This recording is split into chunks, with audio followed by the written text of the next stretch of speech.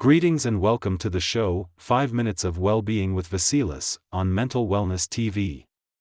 Today, we will talk about something deeply important to our inner balance and emotional resilience: how to build financial calm step by step.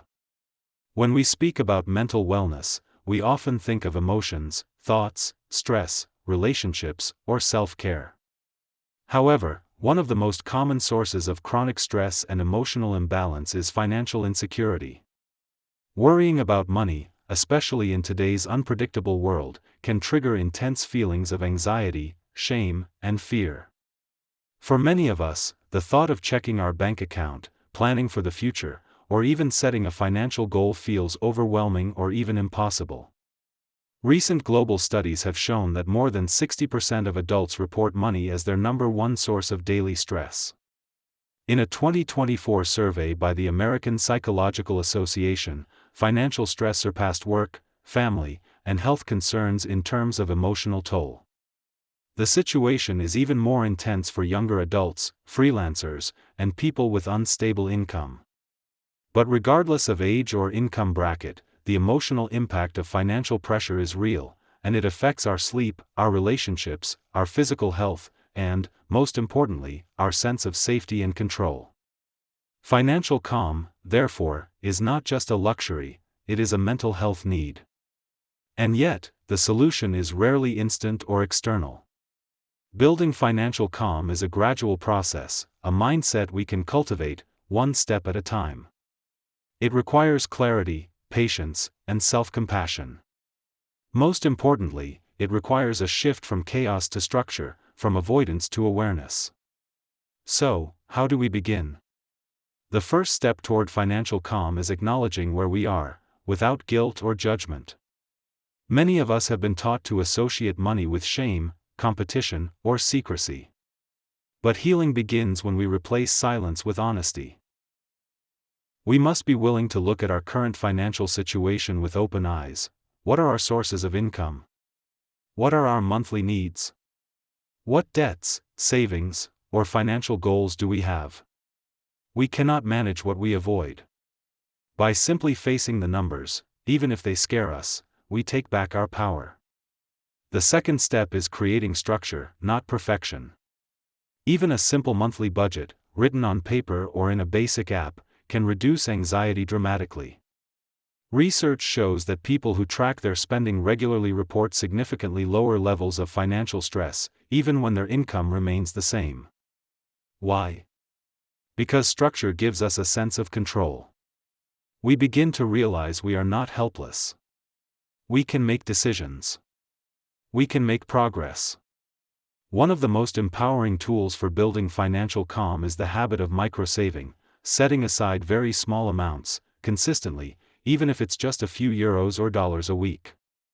This trains our brain to shift from scarcity to abundance. It tells our nervous system, I am taking care of myself.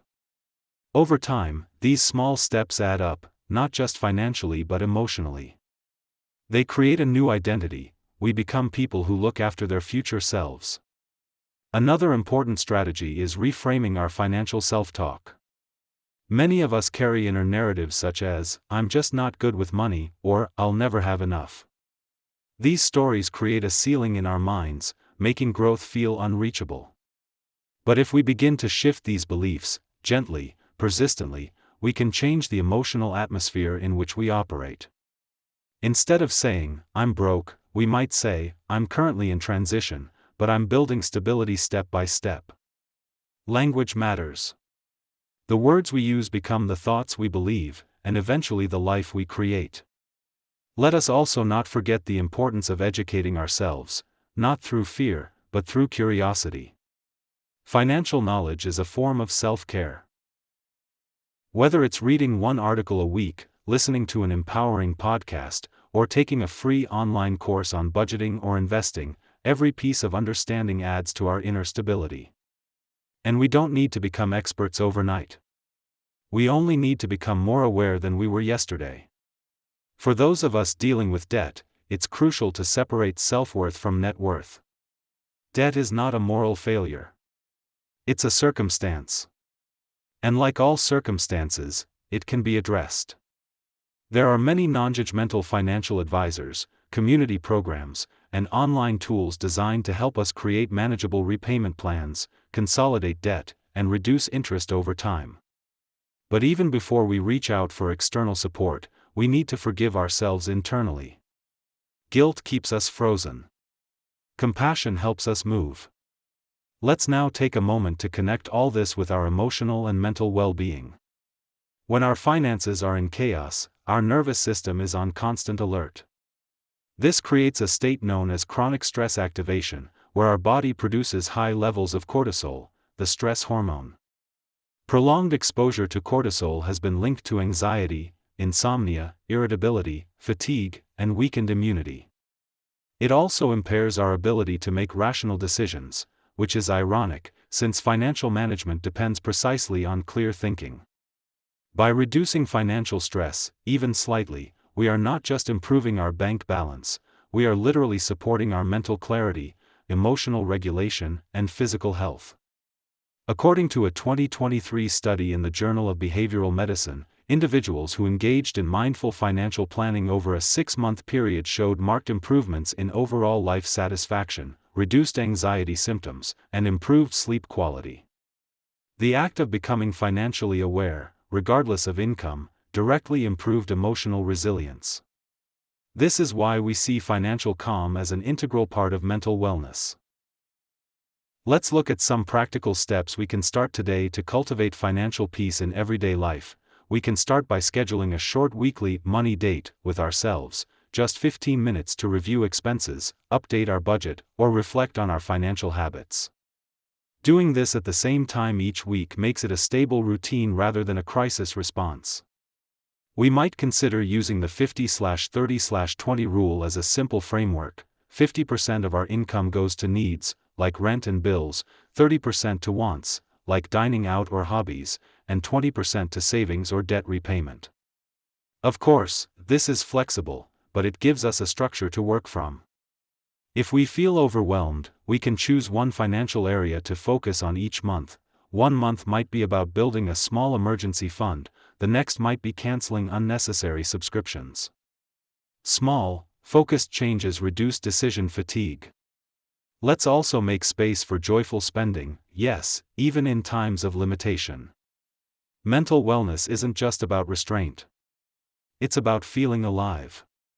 Setting aside even a tiny amount for something that brings us pleasure, a coffee with a friend, a book, a plant, reminds us that money can be a source of connection, not just stress. Finally, we must create community and conversation. Talking about money openly, with trusted friends, support groups, or mental wellness spaces, breaks the silence that keeps us stuck. When we hear others' experiences, we stop feeling alone. We learn. We share. We grow together. Above all, we encourage ourselves to approach this journey with kindness. There is no such thing as being behind. There is only the next step, and the courage to take it. In the broader picture, financial calm is not about how much we earn, but how we relate to what we have. It is about alignment, not comparison.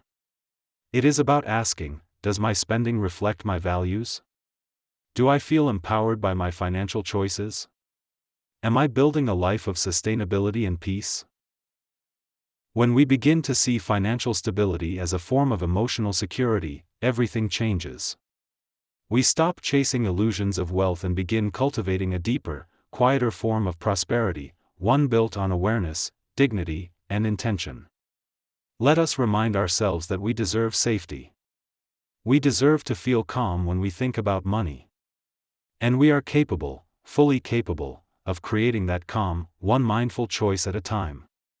As we close, we want to leave you with this invitation. This concludes our presentation for today.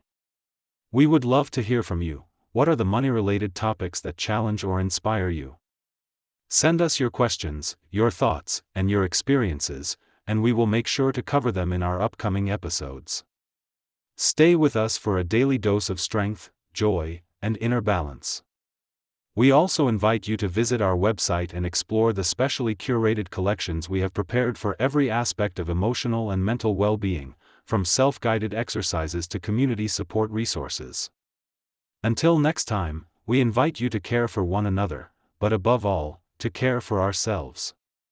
Be well, always.